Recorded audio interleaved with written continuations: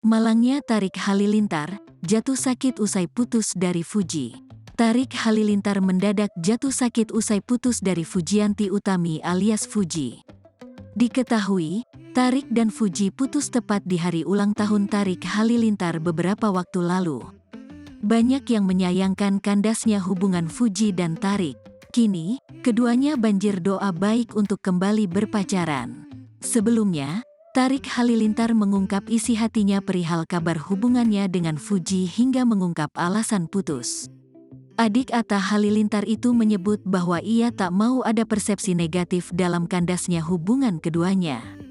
Bukan soal apa-apa, aku nggak mau ada asumsi-asumsi, karena aku ngerasa bertanggung jawab aja di hubungan ini, kata Tarik Halilintar. Banyak orang yang udah doain dari awal, banyak yang support, sambungnya. Bantahan soal kandanya hubungan ini karena restu juga diungkap oleh Tarik. Tapi bukan masalah keluarga, ucap Tarik Halilintar. Ini soal prinsip, ungkapnya. Tarik Halilintar mengungkit soal pendewasaan dari masing-masing pihak. Kita dari kecil udah memegang prinsip, dibesarkan prinsip itu, kata Tarik Halilintar. Ketika prinsip itu dilanggar mungkin harus ada pendewasaan dari masing-masing pihak, terangnya.